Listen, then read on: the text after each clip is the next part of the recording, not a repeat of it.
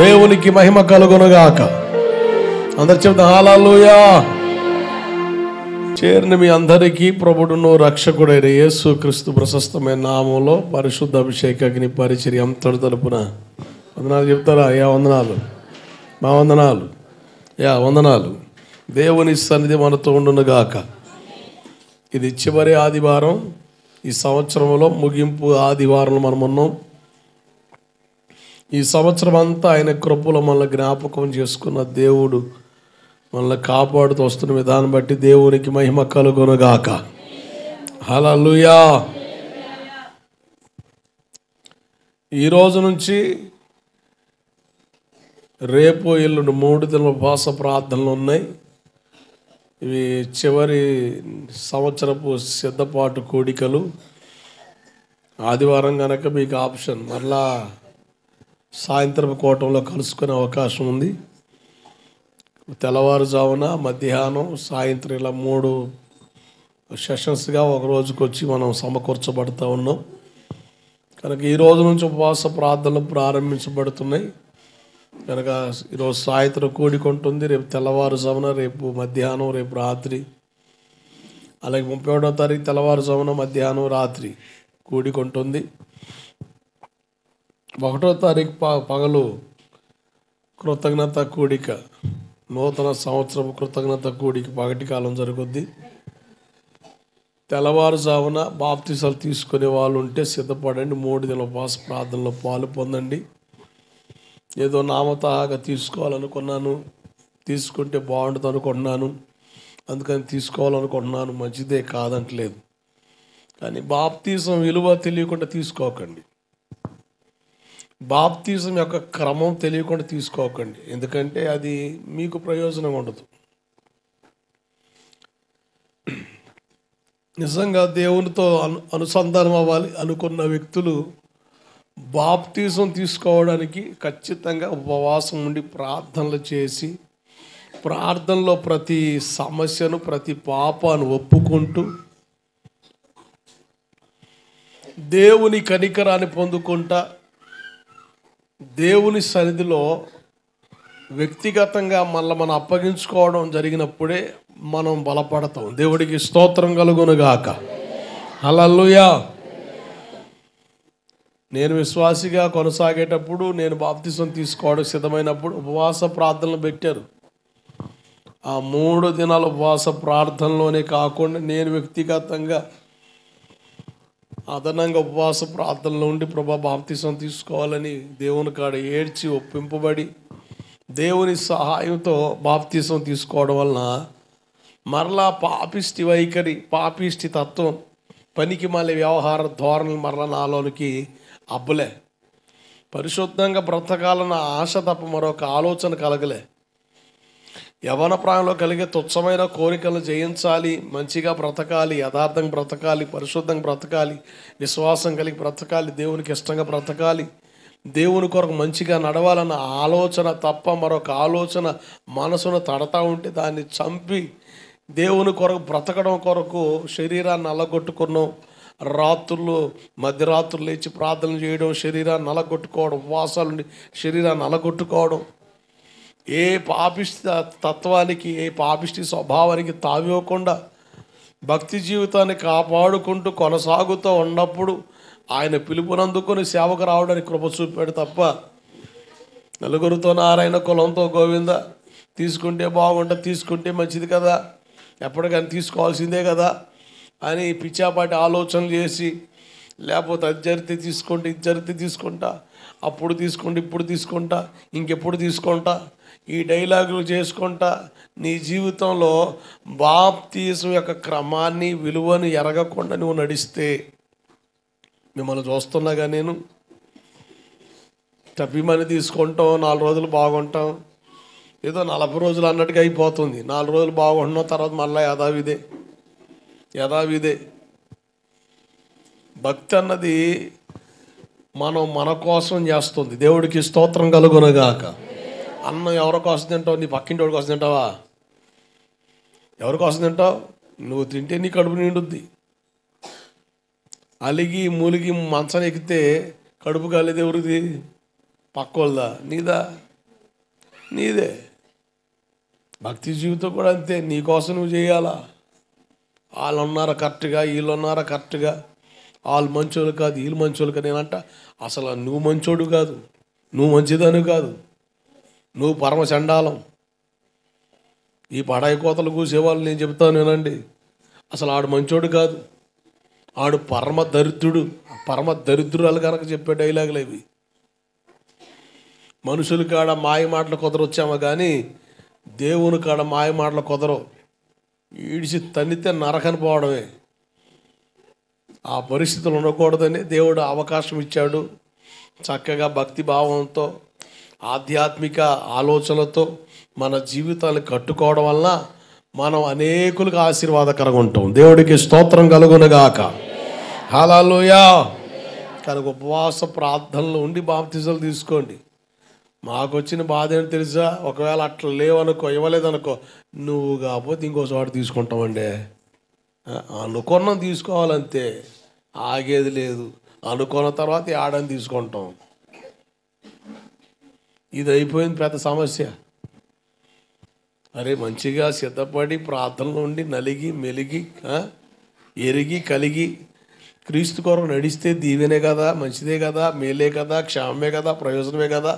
ఈ ఆలోచన మట్టి పొరకు తడతలే. కొన్ని సంఘాల్లో అయితే బాప్తీసాల కొరకు నిర్ణయం తీసుకుంటే ఆ బాప్తీసాల కొరకు 10 రోజులు 12 రోజులు ఉపవాస ప్రార్థనలు పెట్టి ఉపవాసాలు ఉంచి వాళ్ళతో రాత్రులు, అటువంటి సంఘాలు నేను చూసా, నేను హాజరయ్యా. మధ్యరాత్రులు కూడా లేపి ప్రార్థనలు చేయత్తారు వాళ్ళు. బాబు ప్రార్థన చేయి. ఇక అట్టా భక్తిలో బలపడి తీసుకున్నాడు, రోజు ప్రార్థన చేస్తాడు. నీ మొఖానికి అది లేనప్పుడు ఏడ చేస్తావు ప్రార్థన? పనికిమాల రోసాలు తప్ప ఉపయోగం వచ్చిన రోసాలు ఏమైనా ఉన్నాయండి? దేనికి పనికిమాల రోసాలు తప్ప దేనికి పనికిరాని భక్తి అయిపోయింది. కనుక మేలుకోరి చెబుతున్నా, పలుమార్లు చెబుతున్నా, అర్థం చేసుకొని ఆలోచించి మంచిదే కదా, వాస్తవమే కదా, అట్లా తీసుకుంటే నేను బలపడతా కదా, నిలదొక్కుంటా కదా, ఉద్రేకంతో చేసుకొని తొందరపడి తేడాపడే పరిస్థితులు కాకుండా ఒక చక్కని నిర్ణయంతో నడితే బాగుంటుంది కదా అన్న ఆలోచన కలిగైనా ఒకళ్ళైనా కాస్త భక్తి భావజాలాలు కలిగి, ఆలోచన కలిగి, ఆధ్యాత్మిక క్రమబద్ధీకరణ కలిగి, సేవకుడు చెప్తున్నాడు కదా మన మేలే కదా అని ఆలోచించి అలా ఉండి ఉపవాసాల్లో ఉండి ప్రార్థనలో కనిపెట్టి దేవుని కాడ మొరపెట్టి దేవుని కాడ ఒప్పింపబడి తీసుకో, మరలా ఆ పాపం నిన్ను ఏలదు. ఆమేన్. హల్లెలూయా. ఇశ్రాయేలు ప్రజలు ఫరో సైన్యం నుండి తప్పించుకోవడానికి ఒక మార్గంగా ఎర్ర సముద్రం దాటారు. వాళ్ళు ఎర్ర సముద్రం దాటిన తర్వాత మళ్ళీ ఫరో వెంబడించాడు వాళ్ళని. వెంబడించలే, అక్కడితో క్లోజ్ చేసేసాడు. అంటే బాప్తిజం తీసుకోవడం వల్ల కొన్ని పాపాలు అక్కడ పాపం సమాధి చేయబడిపోతుంది. మరలన్నీ వెంబడించదో, నేను మరల ఐగుప్తులోకి లాక్కెళ్దాం అన్న ఆశలు ఆలోచనలు మొత్తం కూడా ఎర్ర సముద్రంలో తొక్కబడినట్లుగా ఫరో సైన్యం ఎలాగైతే హతమార్చబడింది అట్లా నీలో ఉన్న పాపాన్ని పరిశుద్ధాత్ముడు నువ్వు బాప్తిజం అనుభవంలోకి రాగానే ఆ పాపిష్టి తత్వాన్ని దేవుడు చంపేస్తాడు. హల్లెలూయా. బాప్తిజంలో ఉన్న విలువది, అంత ఆశీర్వాదం, అంత బలం ఉంది. కనుక బాప్తిజాలు తీసుకోవడం మంచిది. సిద్ధపడండి, ఉపవాసం ఉండి మొరపెట్టండి, దేవుని కాడ కనిపెట్టండి, దేవుని సహాయాన్ని కోరండి. ఖచ్చితంగా మీకు ప్రయోజనకరమైన మార్గాల్లోని ప్రభు మిమ్మల్ని నడిపిస్తాడు. ఆమేన్. వాక్య భాగంలోనికి వెళ్దాం. యెషయా పుస్తకం 6వ అధ్యాయం 2వ వచన భాగాన్ని చదువుదాం. ఆయనకు పైగా శరాపులు నిలిచి ఉన్నారు, ఒక్కొక్కరికి 6 రెక్కలు ఉన్నాయి. 2 రెక్కలతో ముఖాన్ని కాళ్ళను కప్పుకొనుచు 2తో ఎగురుతా ఉండెను. జాగ్రత్తనండి, దేవదూతల గురించి చక్కని ప్రత్యక్షత ఈ యెషయా పాస్టర్ గారు చెప్తా ఉన్నారు. దేవుని సమీపంగా ఉన్న సింహాసనం సమీపంగా ఉన్న దూతలకు 6 రెక్కలు ఉన్నాయని, 6 రెక్కల గల దూతలు 2 రెక్కలతో ముఖాన్ని రెండు రెక్కలతో కాళ్ళను కప్పుకొనుచు రెండు రెక్కలతో ఎగిరి వెళ్తా ఉన్నాయని బైబిల్ సెలవిస్తుంది. మొఖం ఎందుకు కప్పుకొని చెప్పాను, మనం కనబడకూడదు, దేవుడు కనబడాలి. కాళ్ళు ఎందుకు కప్పుకున్నాయి, మన ఇష్టం కాదు, దేవుని ఇష్టం జరిగించాలి. ఎగిరి వెళ్ళిపోతున్నాయి, చెప్పగానే చెబుతున్నాయి. ఒక రోజున మనం కూడా పక్షి రాజు వలె రెక్కలు దాల్చి ఎగిరి వెళ్ళిపోతాము. దేవుడికి మహిమ కలుగునుగాక. హల్లెలూయా. ఎగిరి వెళ్ళిపోవాలంటే యోబు పుస్తకం 34:20 ప్రకారంగా బలవంతులే దైవికంగా కొనిపోబడతారు అన్న సంగతి ఉంది. అంటే బలహీనులు దైవికంగా కొనిపోబడలేరు అని కూడా మనకు అర్థం అవ్వాలి. ఏ బలం ఇది? తింటే వచ్చే బలం కాదు, తాగితే వచ్చే బలం కాదు, నిద్రపోతే వచ్చే బలం కాదు, వైద్య పరికరాల ద్వారా పొందుకునే బలం కాదు. ఆత్మ సంబంధమైన బలం, దేవుని శక్తి వల్ల పొందుకునే బలం. ఎస్తేరు పుస్తకం 10వ అధ్యాయం 2-3 వచనాల్లో మొర్దుకై బలమును గూర్చి అని దేవుడు ప్రస్తావించాడు. ఒక సామాన్యుడైన మొర్దుకైని గురించి దేవుడు అంటాడు, మొర్దుకై బలమును గూర్చి అని. ఎవరి మొర్దుకై? ఒక బెన్యామీను గోత్రికుడని, చెర్ర పట్టబడిన యూదుడని, ద్వారపాలకుడిగా పనిచేస్తున్నాడని, ఇలా చక్కని విషయాలు మనం ప్రస్తావించుకుంటూ వచ్చాం. జాగ్రత్తనండి. ఎస్తేరు పుస్తకం 2వ అధ్యాయం 20-21 వచనాల ప్రకారంగా ఓ చిన్న సమాచారం అందివ్వడం వల్ల రాజు ప్రాణాలు కాపాడబడ్డాయి, రాజు ప్రాణాలు దక్కాయి. పనిలో నమ్మకస్తుడిగా ఉన్నాడు. సామెతలు 28:20 అంటారు, నమ్మకస్తుడికి మెండైన దీవెన్లు అని. ఏ విషయాలు నమ్మకం ఉండాలి? బైబిల్ ప్రస్తావిస్తుంది. పౌలు అపోస్తలుడు తిమోతి పాస్టర్ అంటాడు, అన్ని విషయాలు నమ్మకస్తులుగా ఉండాలి అని.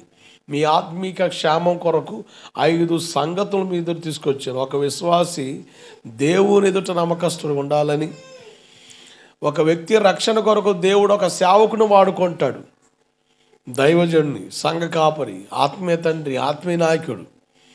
సేవకుని ఎదుట నమ్మకస్తులుగా ఉండాలి అన్న సంగతి మనం అధ్యయనం చేసాం. మూడవదిగా, రక్షింపబడిన మనల్ని గాల్లో వదిలిపెట్టేలే, వట్టిగా వదిలిపెట్టేలే, మనల్ని పూటకూలి వారింటికి చేర్చినట్లుగా ఒక సహవాసంలోనికి, ఒక సంఘంలోనికి దేవుడు చేర్చాడు.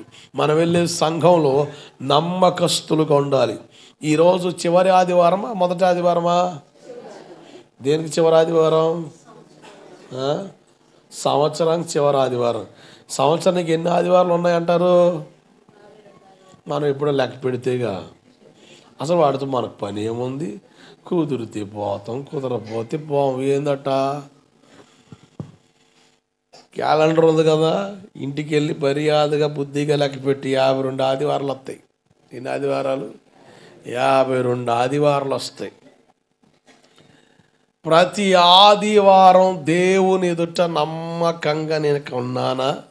జనవరి నెలలోకి వెళ్ళి చూడు, ఎన్ని ఆదివారాలు టుమికీలు కొట్టాను, ఎన్ని ఆదివారాలు టిక్కుపడ్డాయి. ఫిబ్రవరి నెలలో చూడు, ఎన్ని ఆదివారాలు మిస్ అయ్యావు, ఎన్ని ఆదివారాలు హాజరయ్యావు. ఇట్లా చూస్తే నువ్వు నమ్మకంగా దేవుని సన్నిధిలో కనబడుతున్నావా లేదా అన్న సంగతి నీకు అర్థమైపోద్ది. ఇక 31వ తారీఖు వచ్చేది కదా తీర్మాన సభ. మాకేమో తీర్మాన సభ, నీకేమో వాగ్దాన సభ. ఎప్పుడెత్తాడా అని చెప్పేసి పొలోమని లాక్కొని పోయి బరిగొడ్డుకో వాగ్దానం, ఇంకా బండికో వాగ్దానం, ఇంట్లో ఆయనకో వాగ్దానం, వీళ్ళకో వాగ్దానం, వాళ్ళకో వాగ్దానం, అందరికి చేస్తాం. ఇంతకవి ఉన్నాయంటావు మనకాడు. ఇప్పుడు అది కాదు సమస్య. ఎప్పుడు ఏడ తొంగలో తొక్కేసాం. ఆడితో మాకేం పనండి? సాక్ష్యాలు చెప్పమంటే శుభ్రంగా ఎంతమంది ఉన్నారు కదా, సాక్ష్యాలు చెప్పడం మొదలు పెడితే తెల్లారుద్ది. సాక్ష్యాలు చెప్పమంటే ఎత్తుకులాడవలసి వస్తుంది, ఇక దేవులు ఆడాల్సి వస్తుంది. ఏం చెప్పాలో తెలియక, ఎట చెప్పాలో తెలియక అల్లాడిపోతున్నాయి ప్రాణాలు. సంవత్సరాలు గడిచిపోతున్నాయి. సాక్ష్యం చెప్పడమే చేత కావట్లే మన ముఖానికి. సంవత్సరానికి ఒకసారి దేవుడు నాకు ఈ వాగ్దానం ఇచ్చాడు, దేవుడు ఇలా నెరవేర్చాడు అని చెప్పగలుగుతున్నామా? అబ్బే, ఏమీ లేదు. కనీసం ఈ సంవత్సరాన జ్ఞానోదయం తెచ్చుకొని తీర్మానం చేసుకో, ప్రభా నమ్మకంగా నీ సన్నిధికి వస్తానయ్యా, నమ్మకంగా నీ ఎదుటుంటాను ప్రభా. నమ్మకస్తులు మెండైన దీవెనలని ఎన్నో నెలల నుంచి, దాదాపు 2 సంవత్సరాల నుంచి కోడైగొస్తున్నావు అయ్యా.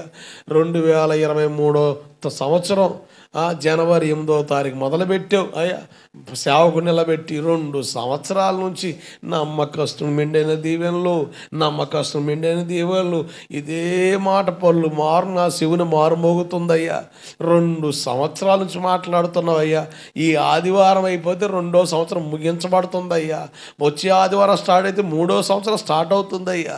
3వ సంవత్సరం కూడా 2025 కూడా ఎన్ని నెలల వరకు అయ్యో ఇదిగో నమ్మకస్తులు కూడా మాట్లాడుతూ నాకు తెలియలే, కానీ నమ్మకత్వం నాలో రావాలయ్యా. నాలో నమ్మకత్వాన్ని కనపరచాలని, నాలో నమ్మకత్వాన్ని చూడాలని ఆశపడుతున్నావు కదయ్యా. నాలో నమ్మకత్వాన్ని స్థిరపరుచయ్యని దేవుని దగ్గర బుద్ధిగా బ్రతిమలాడి ఏడ్చి కన్నీరు కార్చి దేవుని సహాయం కోరుకున్న వ్యక్తి ప్రయోజకుడిగా మారుతాడు. దేవుడికి స్తోత్రం కలుగునగాక. హల్లెలూయా. ఉలుకు పలుకు లేదు, ఊరుకు దూరం అన్నాడు చూస్తుంటే తేల మొహాలు వేసుకొని తెల్ల చూడడమే, బతుకులు తెల్లారిపోవడమే, సంవత్సరాలు ఏళ్ళు పండగలు దొర్లుకుపోతామే మన బతుక్కి. ఈ సంవత్సరంలో చివరి ఆదివారం ఎంత దయ చూపించాడు దేవుడు. 3వదిగా మందిరంలో సహవాసం నమ్మకస్తులు ఉండాలి. 4వదిగా మనం వెళ్ళే మందిరంలో ఏదో ఒక పరిచయం మనం అటాచ్డ్ అవుతాం. సేవకుల ప్రోత్సాహాన్ని బట్టో, దేవుని ప్రేరణ బట్టో, సేవకుల ఆలోచన బట్టో, మన ఆసక్తిని బట్టో ఆ పరిచయలో నమ్మకస్తులుగా ఉండాలి. 5వదిగా మన బ్రతుకు తెరుకు దేవుడు డబ్బులు ఇస్తున్నాడు. ఇది నా కష్టం, నా సంపాదన ఎగిరే వాళ్ళ జీవితాల్లో బ్యాంక్ బ్యాలెన్స్ నిల్లే, ఏముండదు. సిల్లిగారు అనమాట, సిల్లి సంచులు వేసినట్టే. సంపాదన ఏం మిగలదు. నా కష్టంరా, ఇది నా కష్టంరా, ఇది నా చెమటరా అన్నాడు. ఇక చెమట కాల్చుకుని బతకడం బతుకంతా. దేవుని ఆశీర్వాదం నోచుకునే పరిస్థితులు లేవు. గమనించు, నీ బతుకు తెరువు కొరకు దేవుడు డబ్బులు ఇస్తున్నాడు. ఆ డబ్బులు ఖర్చు పెట్టే విషయంలో జ్ఞానం కలిగి నడవాలని బైబిల్ సెలవిస్తుంది. నమ్మకస్తులు ఉండాలి. డబ్బుల విషయంలో కూడా నమ్మకస్తులు ఉండమని బైబిల్ చెబుతుంది. కనుక ఈ 5 సంగతుల్లో 4వ సంగతి దాకా వచ్చే మనం పరిచయంలో నమ్మకస్తులుగా ఉండాలని. బైబిల్లో భక్త జనం మనకు కనబడుతున్నారు. మోషే గారి నాయకత్వంలో యెహోషువను చూసాం, మోషే గారి నాయకత్వంలో అహరోను చూసాం, ఏలియా గారి నాయకత్వంలో ఎలీషాను చూసాం, ఎలీషా గారి నాయకత్వంలో అపనమ్మకస్తుడు ఉండిపోయిన గెహాజీని చూసాం. క్రొత్త నిబంధనలో పౌలు అపోస్తలుల దగ్గర ఎందరో తరఫీదు పొందారు, బలపడ్డారు, స్ఫూర్తి చెందారు. దాదాపు 100 మంది సేవకులు ఉన్నప్పటికీ ఒకే ఒక వ్యక్తి కోసం నమ్మకమైన వాడు, ప్రియమైన వాడు అని పలుమార్లు ప్రస్తావించాడు తిమోతిని గురించి. ఆ తిమోతిని గురించి ఒక చక్కని అధ్యాయాన్ని మీకు ఇచ్చాను. నేను ఇచ్చిన ఆ స్టడీలో ఆ తిమోతిని గురించిన వివరాలు మీరు చూస్తా బైబిల్ చదివితే భలే అర్థమవుతుంది తిమోతి గురించి. దేవుడికి స్తోత్రం కలుగునగాక. హల్లెలూయా. ఖచ్చితంగా దేవుని వాక్యం నేర్చుకోవాలి. ప్రయాసపడి భారం మోస్తున్న సమస్త జనుల వద్దకు రండి, నేను మీకు విశ్రాంతినిస్తాను. నా కాడి సులువుగాను తేలిగ్గాను ఉంటుంది. కనుక నా వద్దకు వచ్చి ఆయన నేర్చుకోమన్నాడు. దేవుని వాక్యం నేర్చుకోవాలి, భక్తిని నేర్చుకోవాలి, ప్రార్థన నేర్చుకోవాలి, ఆత్మీయతను నేర్చుకోవాలి, పరిశుద్ధత నేర్చుకోవాలి, విశ్వాసాన్ని నేర్చుకోవాలి. ఇవన్నిటి మనం నేర్చుకోవాలి. ఇవన్నీ మనం నేర్చుకొని మనం కట్టుకోగలిగితే మనం ప్రయోజనకరమైన పాత్రలుగా మార్చబడతాం. దేవుడికి స్తోత్రం కలుగునుగాక. తర్వాత మనం అధ్యయనం చేస్తున్నాం లేవీయుల చరిత్రను గురించిన వివరాలు. ఇర్మియా పుస్తకం 33వ అధ్యాయం 22వ వచనం.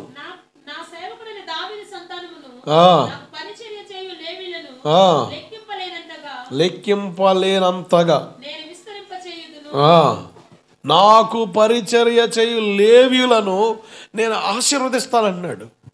ఈ లేవీయులు ఎవరో, అసలు వీళ్ళ చరిత్ర ఏమిటో మనం మెల్లిగా అధ్యయనం చేస్తూ వస్తున్నాం. యాకోబుకు పుట్టిన 12 మంది సంతానంలో 3వ కొడుకు పేరు లేవి అని, ఈ లేవి నుంచే లేవి గోత్రం వచ్చిందని, దాదాపు చాలా వేల మంది లేవి గోత్రంలో ఉన్నారని, చాలా కుటుంబాలు ఉన్నాయని, వీళ్ళందరికీ దేవుని మందిరంలో పరిచర్య చేసే భాగ్యం దక్కిందని, అసలు ఎంత భాగ్యం ఎలా పొందుకోగలిగారు, వాళ్ళ పరిస్థితి మంచిదేనా అని ఆలోచిస్తే వాళ్ళు కోపిష్ఠులని, వాళ్ళు నరహంతకులు ఉన్నారని, తండ్రే వాళ్ళు శపించాడని, వాళ్ళ సంఘంలో చేరొద్దని చెప్పి హెచ్చరించాడని, తండ్రి దృష్టిలో వాళ్ళు శపించబడ్డప్పటికీ దేవుని దృష్టిలో వాళ్ళు దయను పొందారు. దేవుడికి స్తోత్రం కలుగునుగాక.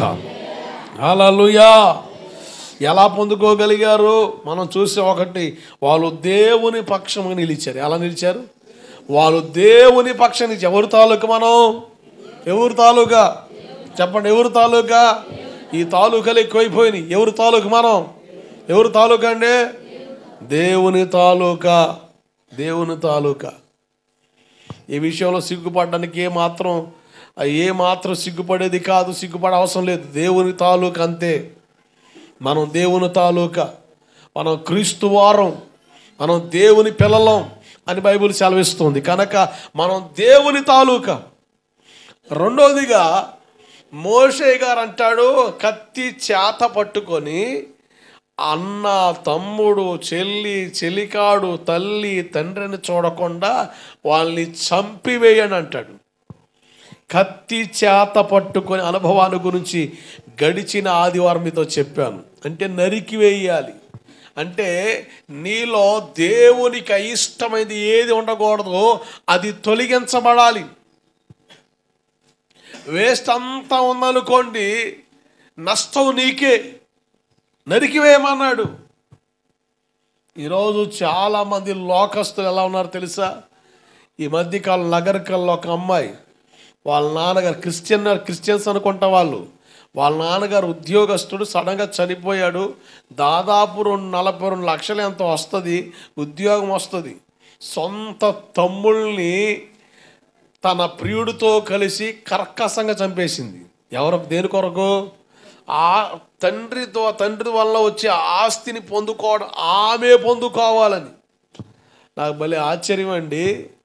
చిన్నప్పుడు ఇద్దరు అన్నదమ్ములు ఉంటారు కదా, వాళ్ళు ఇప్పుడు పిల్లల్లో కనబడతలేదులే. నేను చిన్నప్పుడు ఉన్నప్పుడు పరిస్థితులు నేను కొంతమంది గమనించా. వాళ్ళకి ఏదైనా కొనుక్కుంటే తమ్ముడు పెడతాడు, అన్నయ్యకి పెడతాడు. అరే అన్నయ్యగా తీసుకోరా, అమ్మిచ్చిందిరా అని. మరి వయసుకు వచ్చిన తర్వాత, ఆస్తుల పెంపకాలకు వచ్చిన తర్వాత అసలు సొంత తమ్ముడని లేదు, అక్కని లేదు, చెల్లెని లేదు, అని సంపేత్తా, అది ఆస్తి నాది. సరే తమ్ముడేగా తీసుకొని, ఆ మనసు రావట్లే. వస్తుందా? అస్సలు రావట్లే. కర్కశంగా మారిపోతున్నాడు మనిషి. అసలు సొంత అక్క ఇద్దరు తమ్ముళ్ళకి మందు పోయించి వాళ్ళు ప్రీ ప్లాన్కి చంపేసింది. నగరకాల హాట్ టాపిక్ అదే. గందరగోళం. చదువు లేదా వీళ్ళకి, చదువుకున్న వాళ్ళే, ఉద్యోగాలు ఉన్నాయి, అయినా కూడా దురాశ.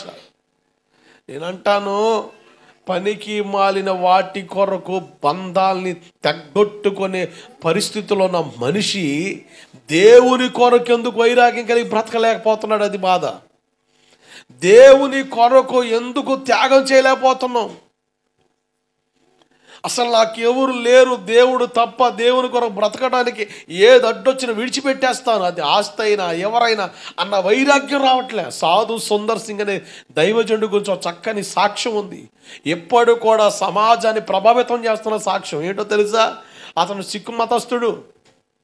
వాళ్ళమ్మ నిష్ట కలిగిన భక్తి బొర్రాలు, వాళ్ళ దేవుళ్ళ గురించిన శ్లోకాలు, చక్కని ఉపన్యాసాలు చెప్పేది తల్లి. పొద్దున్నే లేచి చన్నీళ్ళతో స్నానం చేయించి కొన్ని వ్రతాలు, కొన్ని వేదాలు నేర్పేది, కొన్ని శ్లోకాలు నేర్పేది.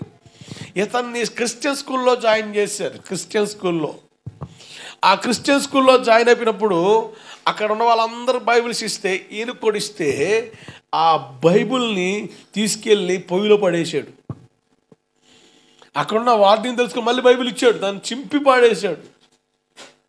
ఏం తిరగ చేస్తున్నావు అంటే, నాకు ఈ దేవుడు అవసరం లే, మా దేవుడు ఉన్నాడు, నా తల్లి నాకు దైవత్వం నేర్పింది కనుక నాకు అవసరంలే అని లెక్క లేకుండా చేస్తున్నాడు. ఒకరోజు వాళ్ళ అమ్మ చనిపోయింది, నిరాశలో ఉన్నాడు.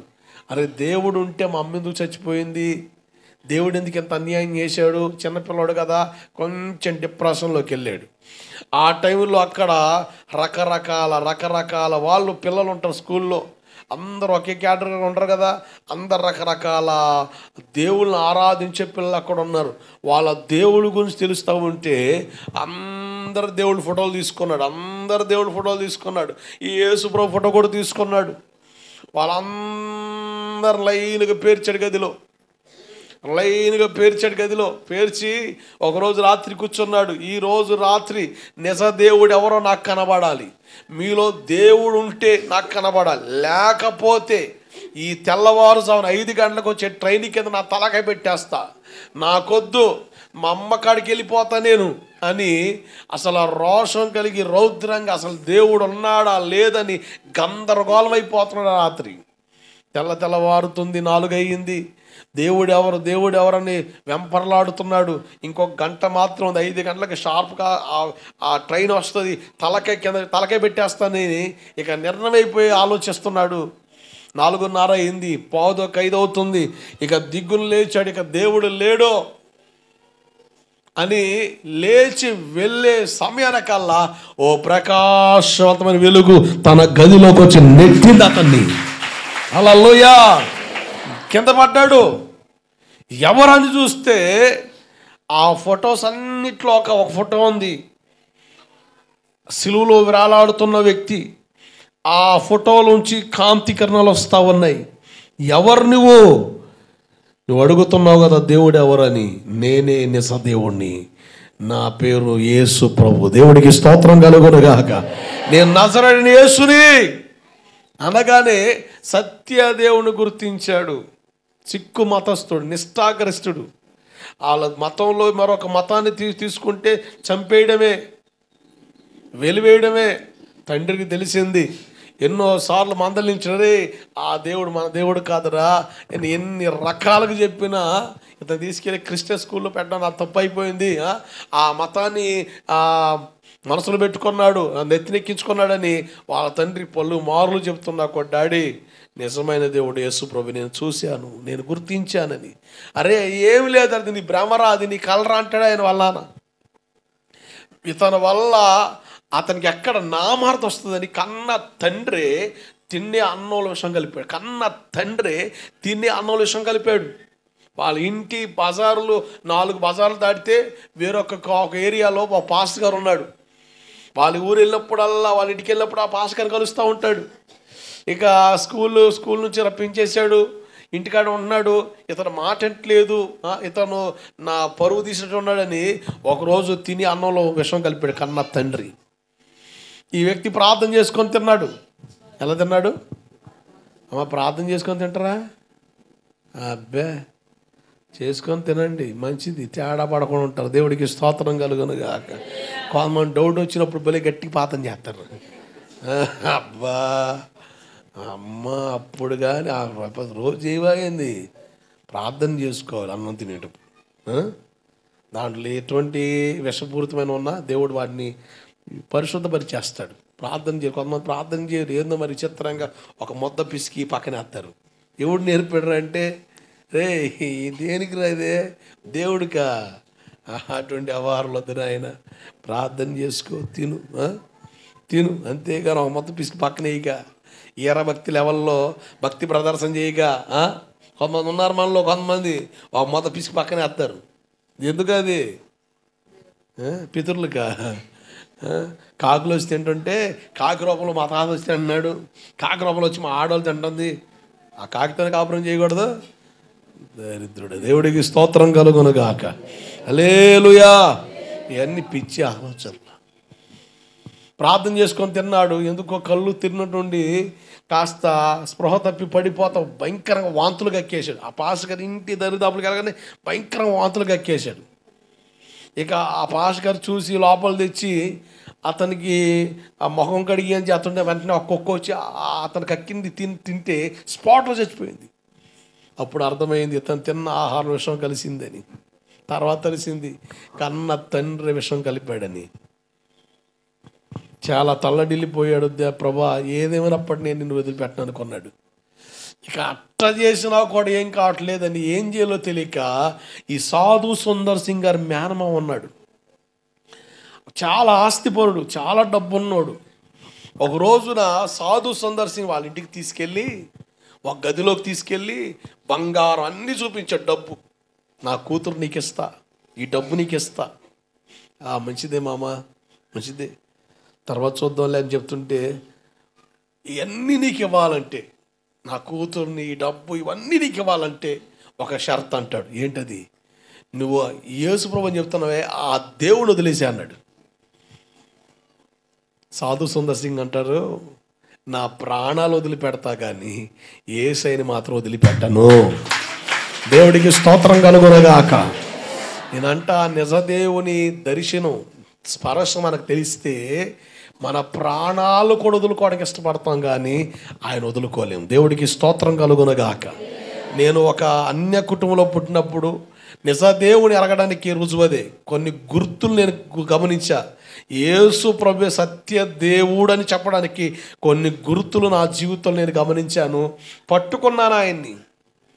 నా కుటుంబం అసలు నువ్వు అట్ట ప్రార్థనకి వెళ్తే నేను పట్టించుకోమని చెప్పినా కూడా అసలు అది పెద్ద సమస్యగా అనిపించలే నాకు. వాళ్ళు పట్టించుకోకపోయిన పర్లే, నా దేవుడు నాకుంటే చాలనిపించింది. దేవుని కొరకు బ్రతకాలనిపించింది. నేను అనేది ఏంటంటే భక్తి జీవితంలో దేవుని స్పర్శ మనకు తెలియాలి. తెలిస్తే కొన్ని సందర్భాల్లో శోధనల కాలంలో కొన్నిసార్లు సైతాన్ని శోధిస్తాడు, కొన్నిసార్లు దేవుడు అనుమతిస్తాడు నువ్వు నిలబడతా లేదని. అటువంటి సందర్భాల్లో దేవుని కొరకు నిలబడడం కొరకు, దైవికంగా బలపడడం కొరకు దేవుని స్పర్శ మనకి చాలా అవసరం. హల్లెలూయా, హల్లెలూయా. ఒకవేళ ఎవరిని వచ్చి గన్ను ఇక్కడ లోడ్ చేసి చంపేస్తా, అసలు యేసు ప్రభు దేవుడు కాదు, అసలు పాతను పెడితే నువ్వు బతకు అని చెప్తే చంపేరా నాయన. ఎందుకంటే ఎప్పటికైనా చచ్చిపోతాం, ఎప్పటికైనా చచ్చిపోతాం. రోగం వచ్చి చచ్చిపోతాం, ఏదన్నా ఎక్కడైనా తేడా పడి చచ్చిపోతాం, వయసు మీద పడి చచ్చిపోతాం. అదేదో దేవుడు కొరకు చచ్చిపోతే, దేవుడు కొరకు ప్రాణాలు పెడితే, దేవుడు కొరకే మన ప్రాణాలు పోయే పరిస్థితి అయితే పరలోకమే మనకి ఘన స్వాగతం పలుకుద్ది. దేవుడికి స్తోత్రం కలుగునగాక. హల్లెలూయా. ధనవంతుడు చచ్చిపోయినప్పుడు బాగా డబ్బున్న వాళ్ళు వచ్చారు, పేరు ప్రఖ్యాతులు కాల్సిన వాళ్ళు వచ్చారు.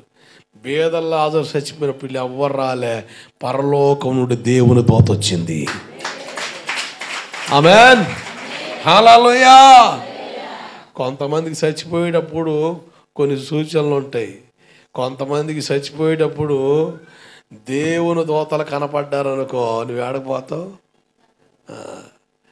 సైతానుగాడు విలయ తాండవం చేస్తున్నాడు అనుకో, నీకు తెలియలేంది నువ్వు నరకానికి పాత్రుడు అని.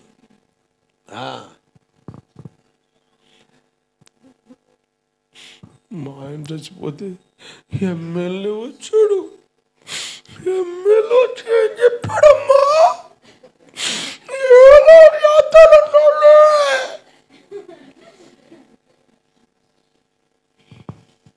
నేనంటాను మనం చచ్చిపోతే దేవుని దూతలు రావాలి. ఎవరు రావాలి? ఎవరు రావాలి?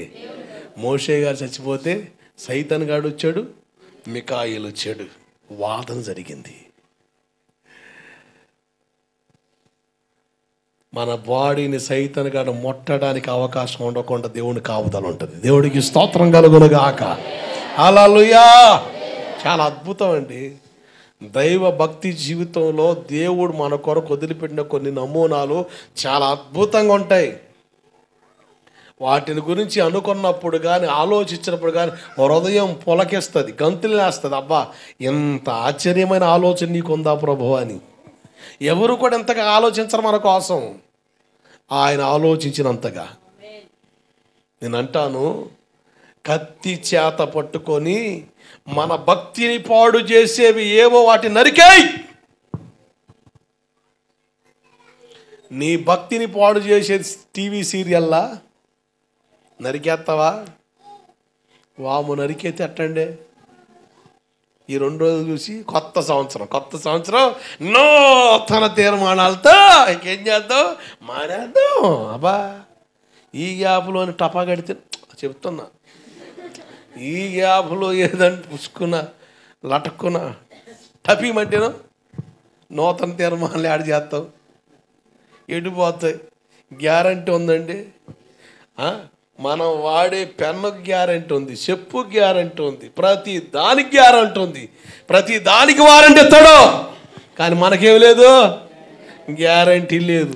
మరి అది పరిస్థితి, గ్యారంటీ లేదు. ఉన్నంత కాలం జాగ్రత్తగా బ్రతికి దేవుని కొరకు నిలబడ్డామా, ఇక్కడ కళ్ళు మూస్తే పరలోకంలో కళ్ళు తెరుస్తాం. దేవుడికి స్తోత్రం కలుగునగాక. దైవజనులు యేసన్న గారు పలుమార్లు ఆ మాట పలికేవాళ్ళు. ఆయన ఆ పదాన్ని ఎక్కువ శాతం పలికిన సేవకులు ఎవరై అంటే ఆయనే. నేను ఎక్కడ కళ్ళు మూస్తే ఆయన ఒళ్ళో కళ్ళు తెరుతాననేవాడు. దేవుడికి స్తోత్రం కలుగునగాక.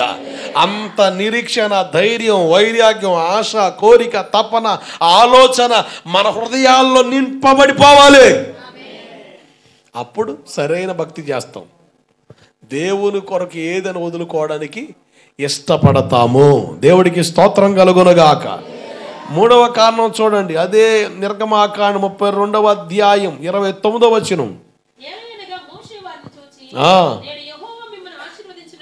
యెహోవా మిమ్మల్ని ఆశీర్వదించినట్లు మీలో ప్రతివాడు తన కుమారుని మీద పడే గాని తన సహోదరు మీదే పడే గాని యెహోవాకు మిమ్మును మీరే ప్రతిష్ఠ చేసుకొనుడనెను. ప్రతిష్ఠించుకోవాలి. క్రైస్తవ జీవితం ఒక ప్రతిష్టతో కూడింది.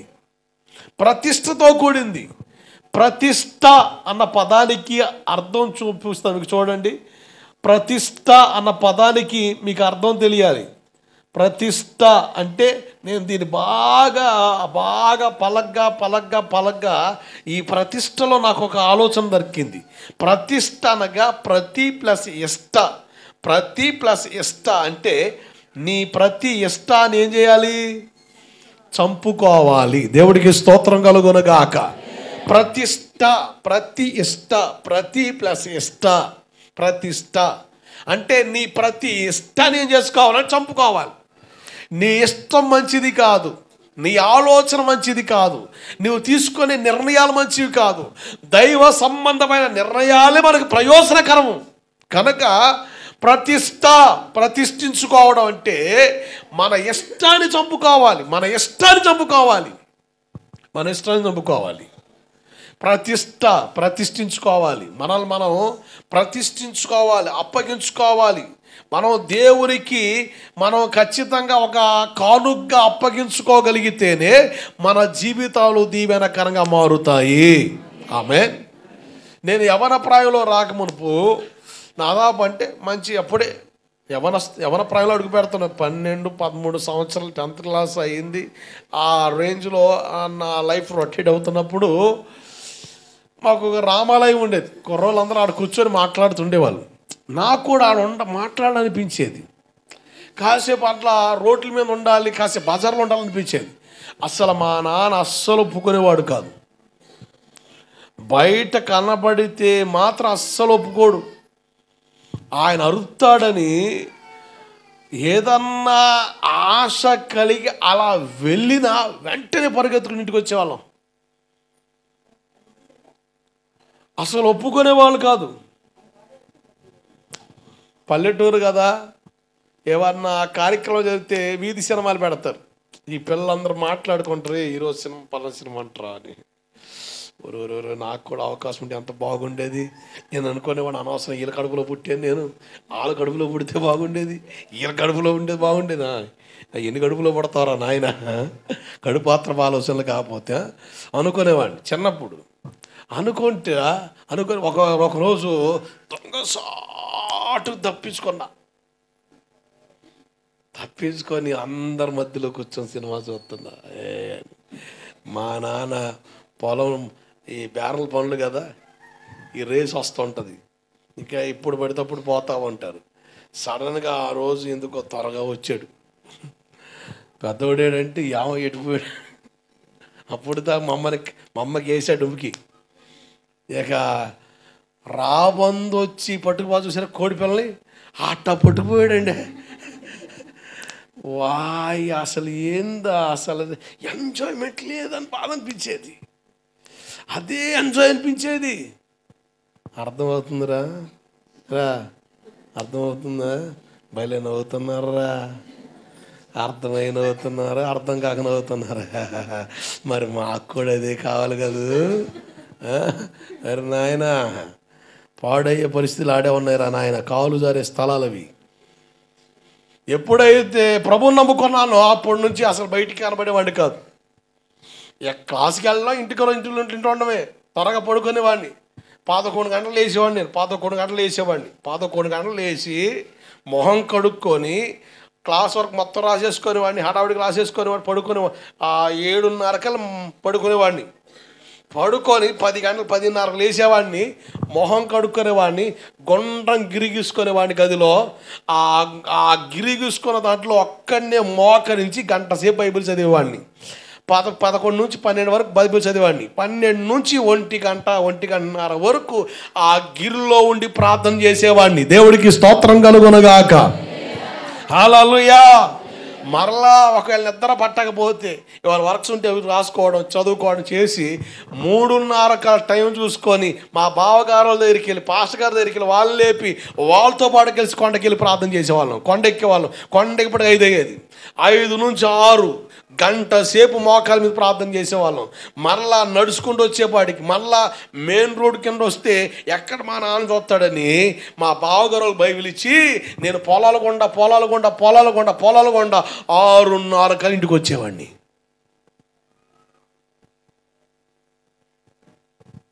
దేవుని కనుదృష్టి మన మీద పడాలంటే మనలో ఆశ, ఆలోచన, వైరాగ్యం ఉండాలి కదండి. మనలో అభ్యంతరాలు రావా, ఆటంకాలు రావా, భక్తిని పాడు చేసే ప్రయోగాలు సైతాన్ని చేస్తాడు. వాడు ఎన్నైనా చేయగాక దేవుని కొరకు రోషం కలిగి బ్రతకాలని ఆశ నీకు ఉండాలి తప్ప దాన్ని చంపుకోకో. నేను ఎందుకు ఈ మాట చెప్తున్నా, యవన ప్రాయాలు అట్టు ఉండేదా అసలు బయటకు వచ్చేవాడిని కాదు. ఒకరోజు మా ఫ్రెండ్ వచ్చాడు, అంకుల్ సీనియర్ అని.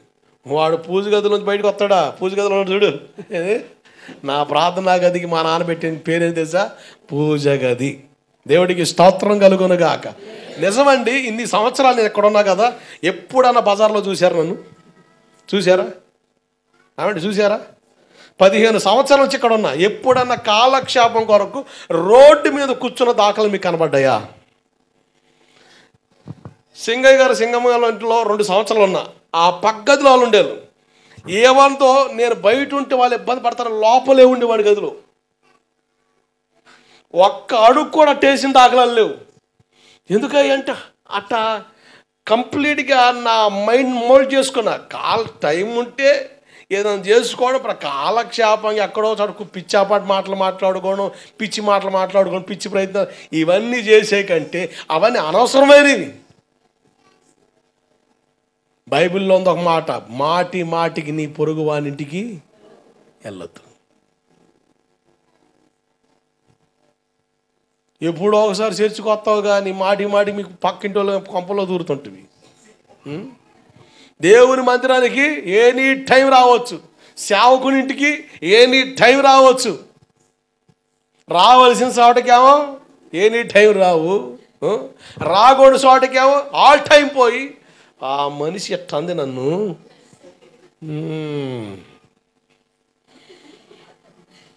ఏం భక్తో ఏం చేశారులే భక్తి, మాకు తెలియని భక్తే ఏంటి.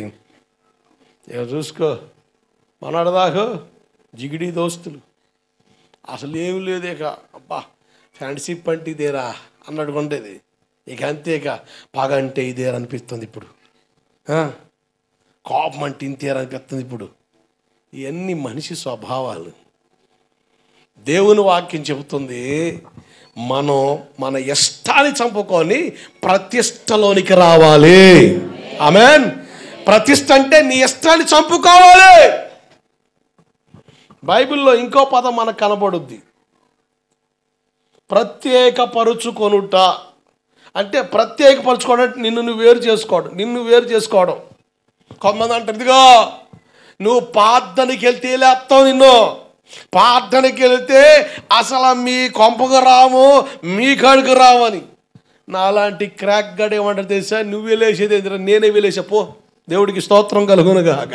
నువ్వే లేచేది ఏంది, నేనే వెళ్ళేసపో. అందులో మనకు ఆలోచన వచ్చింది అనుకోండి, బాధపడతామా?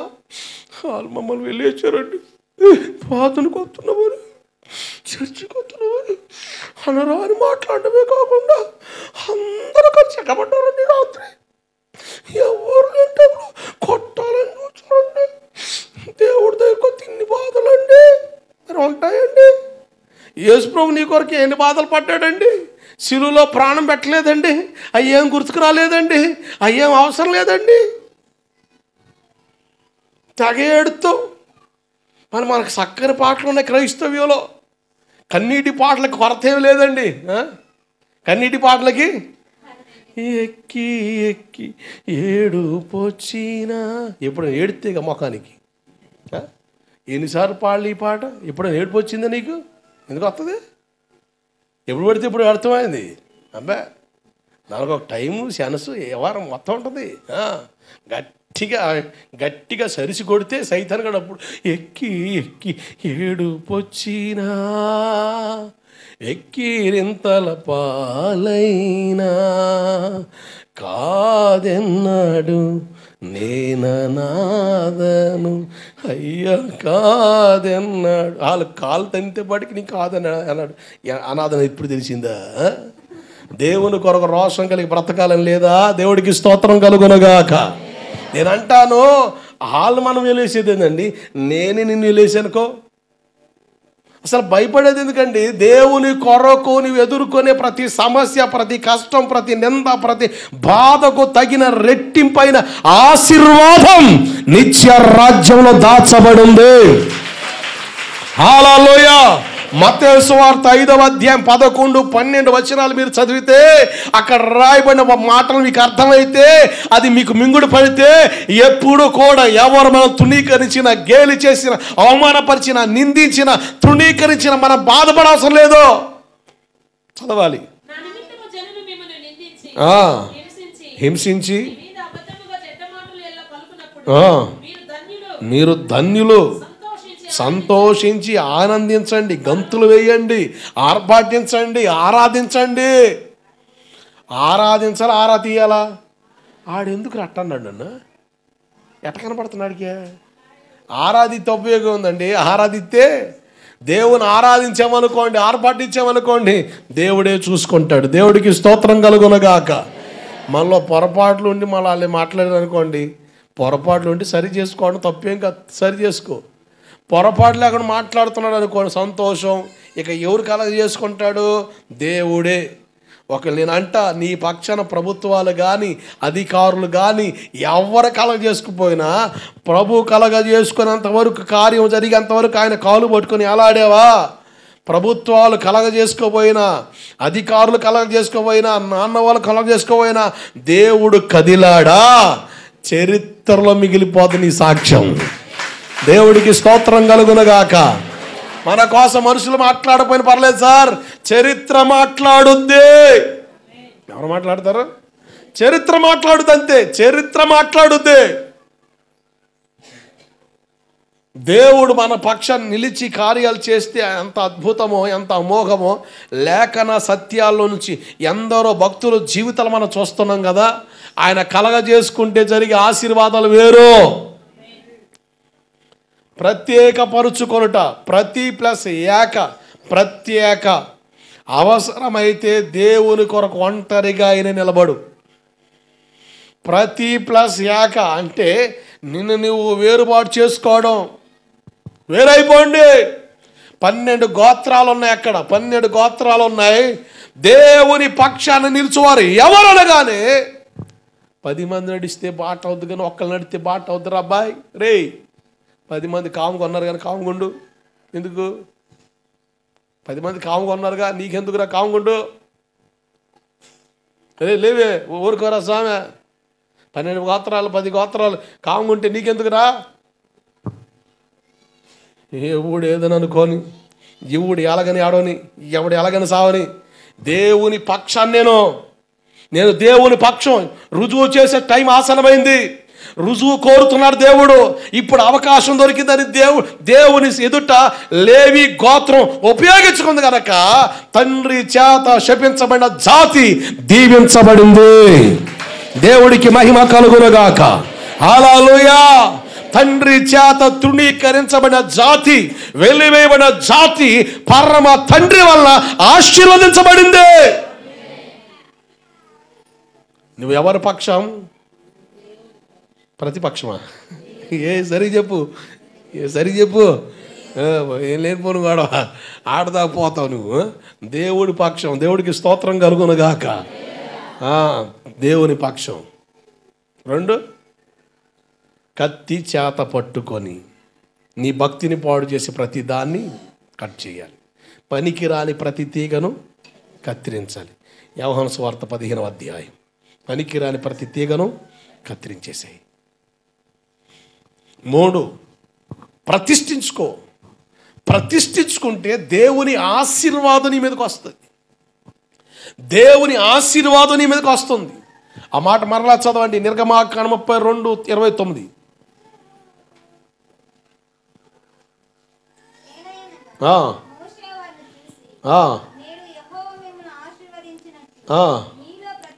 మీలో ప్రతి వాడు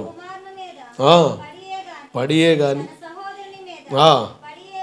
దేవుడు మిమ్మల్ని ఆశీర్వదించాలి అంటే మిమ్మల్ని మీరు ప్రతిష్ఠించుకోండి. ఇక మీదట మీ ఇష్టాలు కాదు, మీ ఆలోచనలు కాదు, మీ ఉద్దేశాలు కాదు, దేవుని ఆలోచనలు, దేవుని ఉద్దేశాలు, దేవుని ఆ వైఖరి కలిగి నువ్వు నడవాలి. ప్రతిష్ట, ప్రతి ఇష్టాన్ని చంపుకోవాలి. నీ ఇష్టాన్ని చంపుకోవాలి, దేవుని ఇష్టాన్ని జరిగించాలి. ప్రతిష్ఠించుకోవడం, ఒక మాటలో చెప్పడం అప్పగించుకోవడం. ఏం చేసుకోవడం? పెళ్ళిళ్ళు ఏం జరుగుతాయి? కప్పగింతల కార్యక్రమం. కప్పగంతులు ఏంది? సరిగ్గా చెప్పండి. కప్పగంతుల కార్యక్రమం ఏందండి బాబు? అప్పగింతల కార్యక్రమం అది. దేవుడికి స్తోత్రం కలుగునగాక. కప్పగంతుల కార్యక్రమం ఎందుకు? ఇడ్చి కాసి వడి కాసి దూకడానికా? అప్పగింతల కార్యక్రమం అంటే అర్థం ఏంటి? నిన్న ఈ రోజు ఇప్పుడు దాకా ఈ క్షణం వరకు మా నాన్న చెప్పినట్టు నడిచా. ఇక మీదట ఎవరు చెప్తే పెళ్ళైన తర్వాత మీ నాన్న వస్తాడు, ఇంటికి వెళ్ళని బయలుదేరండి, నాకు చెప్తే ఏంటి నాన్న, మీ అల్లుడిని అడుగు. ఎవరిని? అప్పగించావుగా,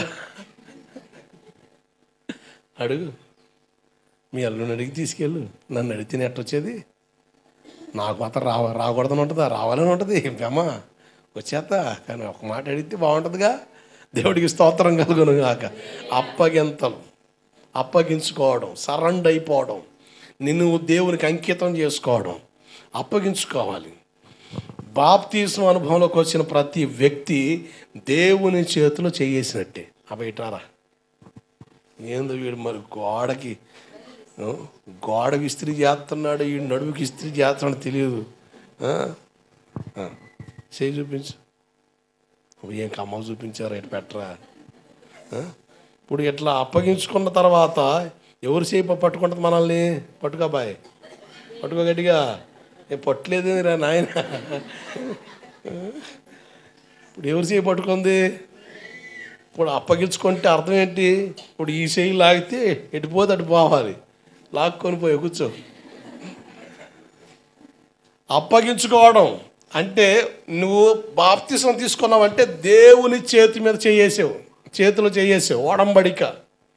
దేవుడు నిన్ను నమ్మాడు, దేవుడు నిన్ను నమ్మాడు. ఆ నమ్మకత్వం నమ్ము చేయొద్దు, అది నీకు ఆశీర్వాదంగా ఉండదు. ఇప్పుడు నువ్వేం చేయాలి? ప్రతిష్ఠించుకోవాలి. ఇక నీ ఇష్టం కాదు, దేవుని ఇష్టమే జరిగించాలి. దేవుని ఆలోచనకి అవకాశం ఇవ్వాలి. దేవుడు ఏది కోరుకుంటే అదే జరిగించాలి. నీ ఇష్టం నిన్ను నాశనానికి ఇడ్చుకొని పోతుంది. నీ ఇష్టం నిన్ను పాపిగా మారుస్తుంది, దుర్మార్గుడిగా మారుస్తుంది, నీ జీవితాన్ని భ్రష్టు పట్టిస్తుంది. కానీ ఇక్కడ నుంచి దేవుని ఇష్టాన్ని జరిగించడం ద్వారా నువ్వు పరలోకానికి ప్రయోజనకరమైన పాత్రగా దేవుడు మారుస్తాడు. హల్లెలూయా. ప్రతిష్ట. నీ ఇష్టాన్ని చంపుకో, దేవుని ఇష్టాన్ని జరిగించు. ఆ అనుభవాలకు వచ్చినప్పుడే బాప్తిసం తీసుకున్న తర్వాత మనం వేసే ప్రతి అడుగు మనకి ఆశీర్వాదకరంగా మారుద్ది. లేకపోతే నువ్వు బాప్తిసం తీసుకున్న తర్వాత నీ ఇష్టాన్ని చంపుకోకుండా, నీ ఇష్టాన్ని నెరవేర్చుకుంటా, నీ ఇష్టాన్ని జరిగిస్తా దేవుని అడ్డం పెట్టుకొని బతికితే ప్రతి అడుగు శాపంగా మారుద్ది, ప్రతి అడుగు నష్టంగా మారిపోద్ది, కీడు తలబడే పరిస్థితులు ఏర్పడతాయి. నీ ఇష్టం కాదు, దేవుని ఇష్టం. అందుకనే యేసుప్రభుల వారు గెత్సేమనే తోటలో చేసిన ప్రార్థన ఏంది? నా ఇష్టం కాదు, నీ ఇష్టమే నీ చిత్తమే సిద్ధించునుగాక. దేవుని చిత్తానికి అప్పగించుకోవడం ఆశీర్వాదం. అది ఏదైనా, అది ఎంత స్థితి అయినా, ఏ పరిస్థితి అయినా ఆయన ఇష్టానికి అప్పగించుకో. దేవుడు కదిలికలు గమనించు, అద్భుతం నువ్వు చూస్తావు. నీ జీవితాన్ని దేవుడు తల్లకిందులుగా చేయడు, తారుమారు చేయడు, లేకపోతే నీ జీవితాన్ని అల్లకొల్లాలం చేయడు. నీ జీవితాన్ని అనేకులకు ఆశీర్వాదకరంగా మారుస్తాడు. దేవుడికి మహిమ కలుగునగాక. లేవి గోత్రం అదేగా మనకు కనబడుతుంది. శపించబడిన గోత్రం. కోపిస్తులు రా నాయన, వాళ్ళతో కలవద్దురా బాబు, వాళ్ళందరూ ఆట అయిపోయారా నాయన. అసలు కోపం మామూలు కాదు. కట్లు తెచ్చుకొని వస్తుంది వాళ్ళకి, ముక్కు మీద కోపం రా అని తండ్రి ఆ సంఘంలో కలవద్దు, వాళ్ళతో కలవద్దని శపిస్తే, పరమ తండ్రి వాళ్ళు చేసిన త్యాగాన్ని బట్టి ఒక అడుగు ముందలకేయడం ద్వారా పరమ తండ్రి అయిన దేవుడు అన్నాడు, మీరు నిత్య కట్టడగా స్థిరముగా నేటి వరకు లేవి గోత్రికులు దేవుని మందిరంలో పనిచేసి ప్రతిష్ఠించుకున్న అనుభవంలోకి రావాలి. ప్రతిష్ఠించుకుని ఎట్టుంటాం? 2-3 మాటలు టకటకమని చెప్పి ముగిస్తా. చూడండి, కీర్తన పుస్తకం 1వ అధ్యాయం 1-2 వచనాలు. ప్రతిష్ఠించుకున్న వ్యక్తి ఎలా ఉంటాడో, దుష్టుల ఆలోచన చొప్పున నడవక, పాపుల మార్గమున నిలవక, అపహాసకులు కూర్చుండే చోట కూర్చుండక, యెహోవా ధర్మశాస్త్రమందు ఆనందిస్తూ రాత్రములు దాన్ని ధ్యానించువాడు ధన్యుడు. అతడు నీటి కాలువన ఓరన నాటబడిన చెట్టు వలె ఉంటాడు. అతడు చేయదంతయో సక్సెస్. అంత సక్సెస్. అబ్బాయి ఎరగలేదు వాక్యం. నేను లోపల ఉంటే బాగుంటుంది అనుకుంటాం. ఇద్దరు వచ్చే వారం నుంచి బైబిల్స్ తీసుకొని ఖచ్చితంగా లోపలికి వచ్చాడు. దేవుడికి స్తోత్రం కలుగునుగాక. హల్లెలూయా. జాగ్రత్త మనసు పెట్టండి. దుష్టుల ఆలోచన చొప్పున నడవక, పాపుల మార్గం నిలవక, అపహాసకులు కూర్చుండే చోట కూర్చుండక, యెహోవా ధర్మశాస్త్రంలో ఆనందిస్తూ దివారాత్రులు దాన్ని ధ్యానించేవాడు ధన్యుడా దరిద్రుడా? ధన్యుడు. ప్రతిష్ఠించుకున్న వ్యక్తి చేసే అనుభవం ఇది. మన దుష్టుల ఆలోచన చొప్పున నడవడానికి ఇష్టపడ. ఒకప్పుడు నడిచాం, అలా మెలిగాం, పాపుల మార్గం నిలిచాం, పనికి వాళ్ళ మాటలు ఎన్నో, పనికి వాళ్ళ ఆలోచన చేసాం, నష్టపోతున్నాం. అపహాసకులు కూర్చుండే చోట, రోడ్డు మీద పోయి వాళ్ళందరి మీద సెట్టర్లు వేస్తుంటారు, వీళ్ళు కామెడీ చేస్తుంటారు, ఎక్కాలు చేస్తుంటారు, గేలు చేస్తుంటారు. ఆ వాడు అది వీళ్ళిద్దరు కనెక్షన్ రా, వీళ్ళిద్దరు కనెక్షన్ రా, లేకపోతే అది అది ఇది రా, వీళ్ళు మామూలు కాదురా అని చెప్పేసి ఎటకారం మాట్లాడతా, వ్యంగ్యంగా మాట్లాడతా, ఎగతాలు చేస్తా, గేలు చేస్తా, లేనిపోని సంబంధాలు కడతా, లేనిపోని డైలాగులు చెప్తా, రోడ్డు మీద కూర్చొని కాళ్ళ వ్యాపారం చేస్తా. చూసారా? వాళ్ళు అపహాసకులు. వాళ్ళు కూర్చుండే చోట కూర్చోకూడదు. ఈ వచనాలు నాకు తెలిసిన తర్వాత బజార్ మొఖాన్ని మానుకున్నాను. దేవుడికి స్తోత్రం కలుగునుగాక. నీ మొహం ఇప్పుడు కూడా బజార్కి వెళ్ళే ఉంటుంది. నీ ఇష్టమా దేవుని ఇష్టం? అది దేవుని ఇష్టం జరిగించాలా, నీ ఇష్టం జరిగించాలా? దేవుని ఇష్టం జరిగిస్తే ఇలా ఉంటాం. మనం ఇలా ఉండడానికి ఇష్టపడతాం.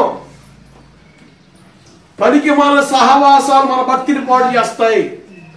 పనికి మన ఆలోచనలు వ్యక్తిత్వాన్ని పాడు చేస్తాయి.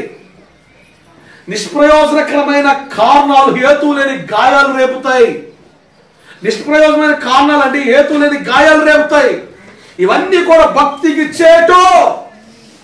అది నీకు పెద్ద తలకాయ పోటు. కనుక జాగ్రత్త. ఉంటే ఏసే గేటు కాడు ఉండు. దేవుడికి స్తోత్రం కలుగునుగాక. ఈ పోటు ఏం అవసరం లేకుండా ఉండాలంటే ఏసై గేటు కాడు ఉండు. దేవుని మందిర ద్వారం కాడు ఉండు. దేవుని మందిర ఆవరణ ఉండు. అది నీకు ఆశీర్వాదం. చాలా స్పష్టంగా అంటాడు. కొరింథీ మొదటి పత్రిక 10వ అధ్యాయం 23వ వచనం చదవండి. కొరింథీ మొదటి పత్రిక 10వ అధ్యాయం 23వ వచనం. అన్ని విషయములందు నాకు స్వాతంత్రము కలదు గాని అన్ని చేయదగినవి కావు. అన్నిటియందు నాకు స్వాతంత్రము కలదు గాని అన్ని క్షేమాభివృద్ధిని కలిగించవు. జాగ్రత్తలండి. మనం ఏం చేసిన ఆత్మీయ క్షేమాభివృద్ధి కొరకు ఆలోచించాలి. ప్రతిష్ట కలిగిన వ్యక్తి ఆత్మ సంబంధమైన ఆలోచన కలిగి ఉంటాడు. భౌతిక సంబంధం వ్యక్తి భూ సంబంధి భౌతిక సంబంధమైన వాటి కొరకు ఆలోచన చేస్తాడు. మనం భూ సంబంధమైన మనుషులం కాదు, ఆత్మ సంబంధమైన మనుషులం కనుక మనకు ఒక ప్రతిష్ట ఉండాలి, నిష్ఠ ఉండాలి. ఆ ప్రతిష్టలోనే నిష్ఠ ఉంది. ప్రతిష్టలోనే నిష్ఠ ఉంది. నిష్ఠ కలిగి భక్తి చేయాలి. అట్లా క్రమబద్ధీకరించుకోగలిగితే ఆశీర్వాదం.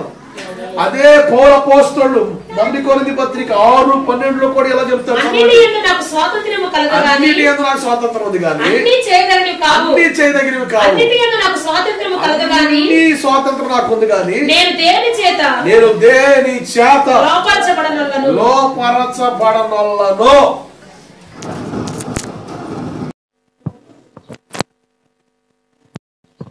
సెల్ఫ్ కంట్రోల్ ఉండాలి, ఆశా నిగ్రహం ఉండాలి. ఏముండాలి? ఆశా నిగ్రహం ఉండాలి. నువ్వు దేని చేత వశపరుచుకొని పోకూడదు, అది నీకు నష్టాన్ని కలిగిస్తుంది. త్రాగుడు ఒక వ్యసనంగా మాట్లాడే కారణం ఏంటి? స్నేహితులతో లైట్గా ప్రారంభిస్తాడు. ఏ డైలాగ్తో తెలుసా? రే, బీరు తాగితే ఒళ్ళు వస్తుంది కానీ జబ్బు చేయదురా, బీరు తాగొచ్చురా. యూత్ వినాలా? అంతా ఊతే. యూత్ ఏమి లేదు, నిజమండి, అంతా ఊతే. సైతన్ గడు ఊతే ఇట్లా నడుతున్నట్టు. అరే ఎంతరా వయసు? 22 సంవత్సరాలు. ఏంద్రా ఇది ఊతా? ఏ సైతన్ గడు ఊతే బయటకు వచ్చినాడు. వీడు ఆడు ఊదుడు కొట్టలేవు, మొత్తం పీల్చి పడేసాడు. నిజం. కొంతమంది తాగి తాగి తాగి తాగి తాగి దెబ్బరొట్లులా తయారవుతున్నారు. దానికి తోడు అదొక తరంగా తయారవుతున్నారు మనుషులు. అటు అందం కాదు, ఇటు సందం కాదు. అందం కాదు, సందం కాదు, మందం కాదు, బలము కాదు.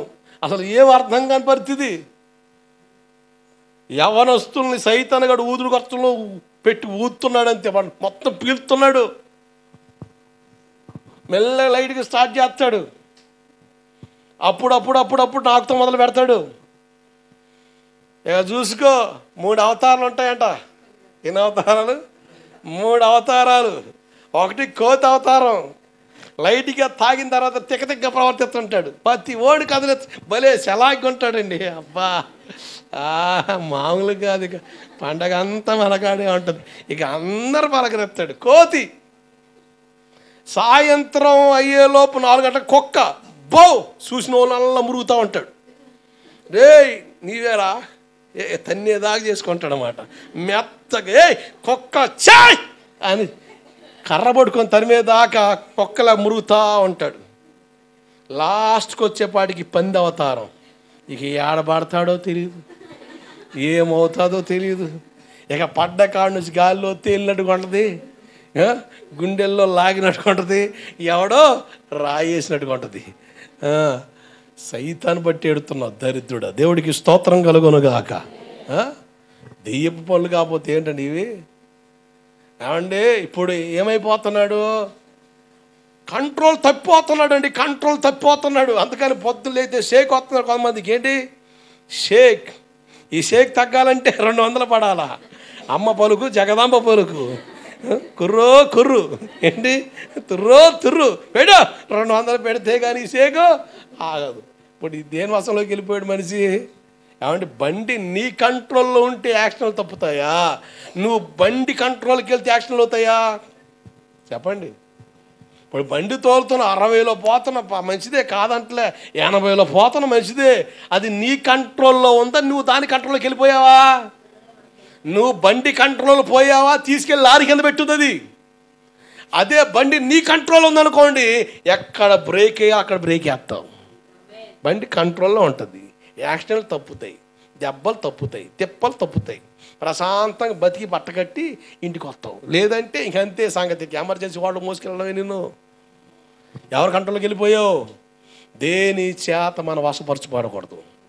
ప్రతిదీ మన కంట్రోల్లో ఉంటుంది. అంటే దేవుడు మనిషికి ఆశా నిగ్రహం ఇచ్చాడు. ఏమిచ్చాడు? మనందరిలో ఏముంది? ఆశా నిగ్రహం ఉంది. ప్రతి బండికి బ్రేక్ ఉంటుందా? ఏమండి, కారుకి బ్రేక్ ఉంటుందా? విమానానికి, ఈ ట్రైన్కి, ప్రతి వస్తువుకి కంట్రోల్ చేసే స్టాబ్ని ఎక్కడో చోట పెడతాడు బట్టను. దేవుడు కూడా మనకు కూడా బ్రేక్ పెట్టాడు. ఏంటి? ఆశా నిగ్రహం అనే బ్రేక్. దాన్ని తొక్కు, దాన్ని తొక్క. యాక్సిలేటర్ తొక్కేమనుకో ఎడిపోద్ది బండి. బ్రేకు తొక్కి కొంత యాక్సిలేటర్ తొక్కుతున్న కంగారులో ఏమవుతుంది? బండి సుర్రని దూసుకుపోద్ది, అంతేగా మందులో కూడా పడిపోద్ది. కనుక ఆశా నిగ్రహం అనే బ్రేక్ మీద ఖాళీ. స్నేహితులు పిలుస్తుంటారు, ఫస్ట్ ఇయర్ వస్తుంది కదా, న్యూ ఇయర్, ఎంజాయ్ మామా, కమా, కలకలకలకలకలకల, అబ్బాబాబాబా, అసలు మామూలు కాదు. అసలు సైతన్ గోల, లకలకలకల అన్నాడు, కలకలకలకలకల, అసలు గోల అసలు మామూలు నపస కాదు. ఇక నీ చెవులో జోరేగల్లాగా రా, అందరు తాగుతున్నారు రా, లైట్గా కొంచెం చలి బాగా వేస్తుంది కాదు, ఏ వెచ్చదనంగా, ఏ నరాలు పీక్కొనే రా. ఎవరు స్వాధీనంలో పోతున్నావు? వ్యసనం, అది వ్యసనంగా మారిపోద్ది. ప్రతిదీ మన కంట్రోల్లోకి వచ్చేసేయాలి. దేవుడికి స్తోత్రం కలుగునుగాక. నీవు దేవుని స్వాధీనంలోకి వస్తే ఏ పాపం నిన్ను ఏలదు, ఏ పాపం నిన్ను పట్టదు. ఎవరి స్వాధీనంలో ఉండాలి? నువ్వు దేవుని స్వాధీనంలోకి రావాలి. అదే ప్రతిష్ట. ఏంటి? ప్రతిష్టలోనే నిష్ట ఉంది. ఆ నిష్ట, ప్రతిష్ట అనుభవంలోకి వస్తేనే మన స్వాధీనంలో ఉన్నా కూడా డేంజరే, మన స్వాధీనంలో ఉన్నా కూడా డేంజరే, మన స్వాధీనంలో ఉన్నా కూడా ప్రమాదమే. అదే దేవుని కంట్రోల్లోకి వెళ్తే, దేవుని స్వాధీనంలోకి వెళ్తే ప్రతిష్ట, ఆ ప్రతిష్ట అనుభవంలోకి వచ్చిన వ్యక్తే దేవుని కొరకు రోషం కలిగి బ్రతకగలుగుతాడు, తన వ్యక్తిగత జీవితాన్ని కట్టుకోగలుగుతాడు, దైనందిన జీవితంలో దేవునికి ఇష్టంగా ఉండగలుగుతాడు. ఏదైనా పొరపాటు జరిగిన దావీదులా ఒప్పుకొని దేవుని కాడ పశ్చాత్తపడి దేవుని దగ్గర క్షమాపణ పొంది దేవుని దయను పొందుకొని మరలా తిరిగి కట్టబడతాడు. ఆ కృపగలిగిన దేవుని సహాయం అందాలి అంటే మనలో ప్రతిష్ట ఉండాలి. మోకరించిన ప్రార్థన చేస్తాను. ఈ సంవత్సరం ముగించబడిపోతుంది. ఒక విలువైన తీర్మానం చేద్దాం, ఒక విలువైన తీర్మానం చేద్దాం. ప్రతిష్ట అనుభవం నాలోకి రావాలి ప్రభు అని అడుగు.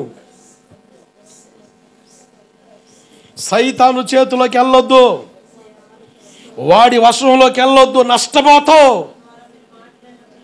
నీ కంట్రోల్లో ఉన్నా కూడా కొన్నిసార్లు కంట్రోల్ తప్పుతావు. దేవుని వాక్యం చెబుతుంది, మనం దేవుని స్వాధీనంలోకి వచ్చేసేయాలి. ప్రభువా, నేను నీకు స్వాధీనపరచబడతాను నాయనా. నా ఆలోచనలు, నా తొందరలు అన్నీ నీ కంట్రోల్ తెస్తాను ప్రభువా. కనికరించు నాయనా, కృప చూపయ్యా. ప్రార్థన చేయి. దేవుని సహాయాన్ని కోరుకుందాం. కృప కలిగిన దేవుని సన్నిధి మనతో ఉండలాగన దేవా, నీ కనికరాన్ని కోరుతున్నాను నాయనా. దయ కలిగిన మీ సహాయం మాకు అనుగ్రహించండి ప్రభువా. ప్రతిష్ట అనుభవంలోకి మేము రావాలి నాయన, ప్రత్యేక పరుచుకొని అనుభవంలోకి రావాలి ప్రభువా. ప్రతి విషయంలో మమ్మల్ని మేము ఒంటరి చేసుకొని నీతో అయ్యా బంధాన్ని ఏర్పాటు చేసుకొని ఒక విలువైన అనుభవాన్ని మాకు నేర్పండి ప్రభువా.